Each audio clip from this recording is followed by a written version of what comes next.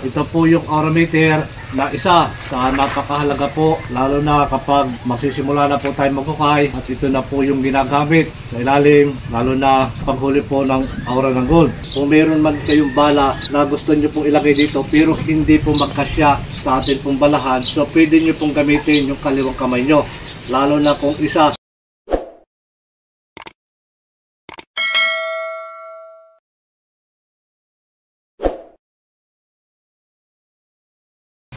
Isang mapagpalang araw po at magandang buhay sa atin pong mga kababayan, sa atin pong mga katiits. Ito po yung long wrist locator single antenna at ito naman po yung isang aura meter na pinusuan po ng ating isang katiits mula po sa Olongapo City. Ito po katiits ay bala-bala, kung ano pa rin po yung ating ibabala, yun po yung ilulocate ng ating pong locator. So mga kababayan, mga katiits, ito po yung aura meter na isa sa napakahalaga po, lalo na kapag magsisimula na po tayo maghukay at ito na po yung ginagamit sa ilalim, lalo na sa paghuli po ng aura ng gold. Kaya napakahalaga po nito ang isang aura meter. So mga kababayan, mga katiits, muli nyo po ako samahan sa pagdidemo pa rin po ng pinusuan ng ating isang katiits mula sa Olongapo City. Ito katiits yung long wrist locator single antenna. Sa paghila mo po ng single antenna, huwag mo po siyang hihilahin ng isang diretso. Kailangan utay-utay lang po yan at ingatan nyo po na mabasa po ng ulan. So mahalaga po yan na doon po yung ating pag-iingat at para po hindi agad masira. So wala pong expired yung load na ilalagay ko diyan. So magagamit po niya pang matagalan. So mga kababayan, mga katiits, napagamit pa rin po ng 2 pirasong single antenna. Kapag gagamitin mo siya ng sabay, isa lang ang iyong babalahan. Huwag mo po silang pagsasabayin, lalagyan mo dito ng bala na gold at dito naman ay silver, hindi po pwede yun. Kailangan kung gold, gold lamang po ang inyong ibabala. Pagkatapos po niyan, saka po kayo magbala kung ano man po yung gusto nyo hanapin. So ito po yung 24 carats na ring na siya kung gagamitin bala sa atin pong single antenna. At meron po ako ilulocate dito mga kababayan. Ito po yung Saudi Gold 18 carats ring gamit po ang 2 single antenna. Ito po yung aking ilulocate. Yan. Yan. So mga katis, mga kababayan, napakahalaga po kahit ilang beses kung mapinaulit-ulit yung pagpahid pa rin po ng dulo ng aking nasa lupa, ay huwag niyo po yung kakalimutan. Napakahalaga po niyan at yan po ay malaki ang may tutulong, lalo na ando na po tayo sa area at madali po natin mahanap yun po mga bagay na gusto natin hanapin. Sa pagtaas pa rin po katiits ng 2 single antenna, kailangan kapag itinaas mo po yan, tamang taas, hindi po malayo. Yan. Sarayin mo po yung sarili mo na pag itinaas mo kaya talagin tamang taas yan, hindi naman po ganun. Tamang taas lang po yan. So pag iginayin niyo po yung kamay nyo, tamang taas yan. Hanggang doon po yan.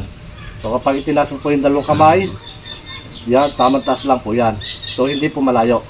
So mga kababayan, mga katiits, ito pa rin, pag itinaas mo po ang 2 single antenna, kailangan hindi po yan lang yung pagitan. Kailangan yan ay nasa 1 pie o 1 feet mahigit na konti. Yan, ganyan po yung pagtaas natin. So kailangan na dito po yan, hindi man siya tumapat at tagiliran po ng ating body. So kahit dyan po yan, basta 1 feet po yan, yun po yung tamang level sa pagitan po ng 2 single antenna. Kapag itinaas mo po yan, dapat parehas po yung balanse, hindi po tagilid o are nasa timbang po are bago are sa tagilid. Kailangan parehas po yan. Dadamahin mo, pakikiramdaman mo po yung paggalaw ng antenna.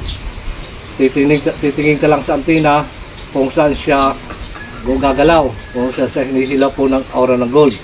At tutustusan mo pa lang yan at huwag mo po siyang kukontrahin. So mga kababayan, mga katiits, ito pa rin. Ayan.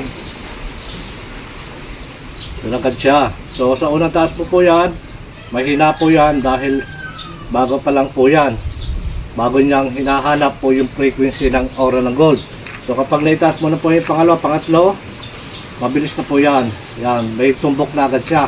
May punterya na agad siya kung paano po yan magtuturo. So saan po naroon yung aura ng gold. Ayan, ganyan po yan. So, lagi pagsikapan nyo po, pag-aralan kung paano po yung tamang paghawak. Sa tamang paghawak po niyan, kailangan una i-check mo po yung handle. Dapat hindi po nagbibigil, matining yung pagkakaikot niya. At sa gitna ng palad, nakadikit yan, dapat hindi na po yung pabago-bago. Focus yung kaisipan natin, lalo na kapag magluluki tayo, nandun yung presko, yung kaisipan, nasa mood po tayo. Iwasan din po natin yung magsuot ng aretes, kwintas, relo, singsing, at lalong higit po yung may mga bakal na katawan na operado. So mga kababayan, yan yung mga katangian na dapat po nating masunod, lalo na sa paglukit po o paggamit natin ng locator para hindi po maging negative o may umaagaw ng frequency, lalo na kapag nakalapat po sa iyo yung relo, gagamitin mo po yung locator, bahala mo po i-gold. So dalawa po yung frequency na hahanapin noon, so hindi mo maintindihan kung alin ba talaga yung ituturo ng locator doon sa tamang hinahanap mo. Kaya kailangan tanggalin po natin yung anuman na nakadikit po sa balat natin, maliban lang po yun sa damit. Ayan, ito mga katis, mga kababayan, dito pa rin, sa taas po yan, yan, doon pa rin po yan, pakikiramdaman mabuti kung saan po yan tuturo. Yan, doon pa rin.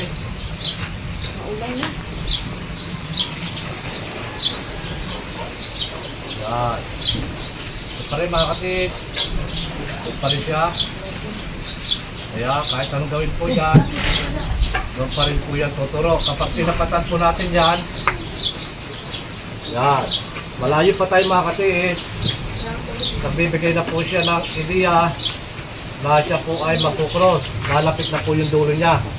So lalo na kapag natapat po tayo dyan. Yan po yung pagkakaiba na kapag dalawang singilantina ay may pagkukross yan. At kapag isa naman iikot, yun yung kagandahan. Talagang napakaganda kapag dalawang singilantina. At yan po ay malaki yung pagkakaiba niya sa triple latina. Ito pa rin mga katiis.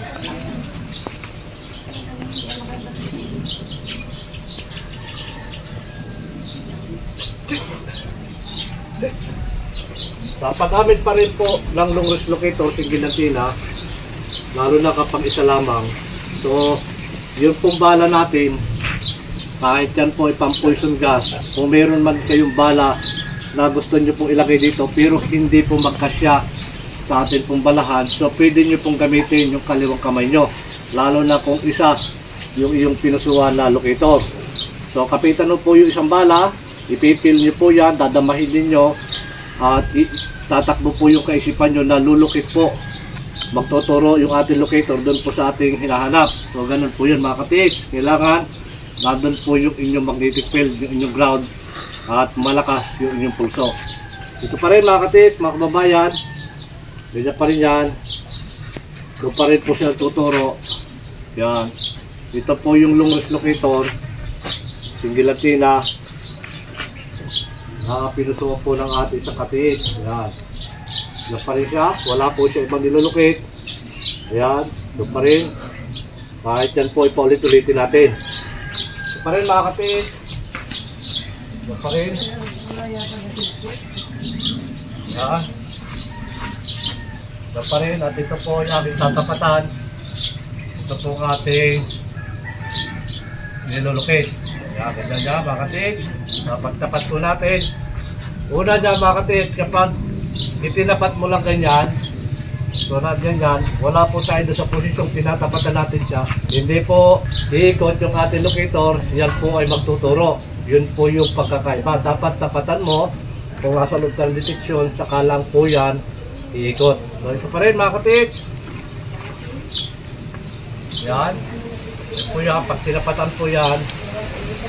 Yan, ito po yung long range locator, singilantina. Yan, ito pa rin, tapat ko. Pinusuhan po ng ating isang katiis. Ayan. Kapag bumuo na po siya ng frequency, At natapatan na po natin yung pong ating target. Yan po ay kusang iikot. Ayan. Hanggang sa buo na po yung kanyang frequency. Ito na mga katids. Ito po yung pinusuan ng ating isang katids. Mula po sa Olongapo City. Ayan. So mga kababayan, mga katids, ito pa rin. Ito po yung Singilantina. At ito naman po yung orometer. Ayan.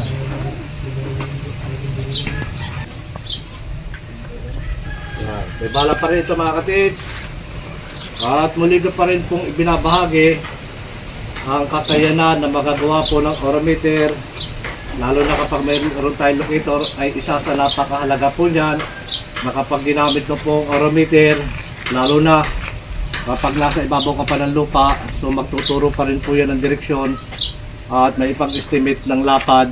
Kapag nagsimula ka na maghukay, yan po ay magagamit natin hanggang sa lumilalim. Yan po ay dapat na-estimate mo yung lalim kung gaano po kalalim yung atin pong hukayin.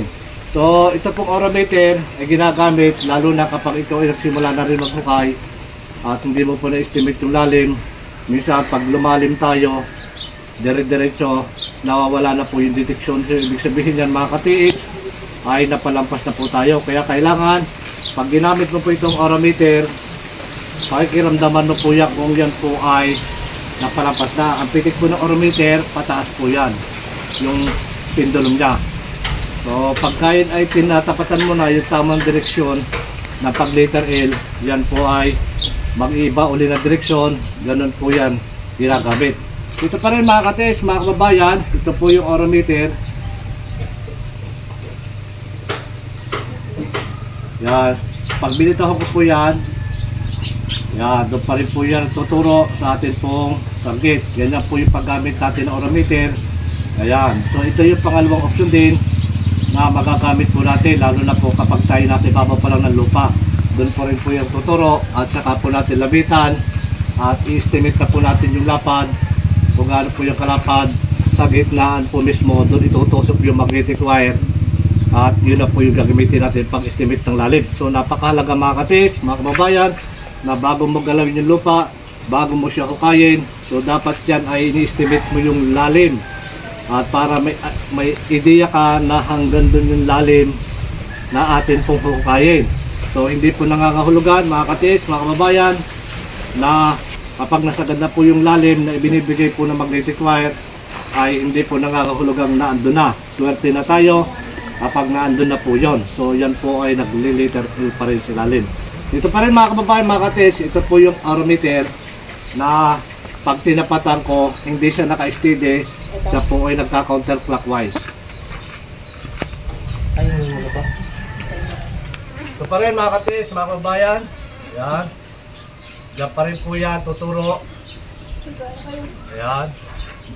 At kapag tinapatan ko natin yan, siya po ay hindi na-steady, nagka-counterclockwise siya. Ayan. Counterclockwise sa mga katids, hindi po yan naka-steady. Ganyan po yan. So yun po yung pagkakaiba na aking pong ginagawa na malalaman nyo kapag tinapatan mo, katulad din po ng locator, nagko-cross, kapag isa umiikot. So kapag ginamit mo po ang orometer, pag tinapatan mo siya, malalaman mo na nagka-counterclockwise din siya. So ibig sabihin yan mga kababayan, nasa tamang tinatapatan mo po yung aura ng gold. So muli po mga katids, mga kababayan, ito po yung pinusuan ng ating isang katids, isang pares na Singilantina at kasama po isang orometer mula po sa Olongapo City. Muli po, maraming salamat. Pagpalain po tayo ng maraming biyaya at higit po isang magandang kalusugan. Maraming salamat mga katids.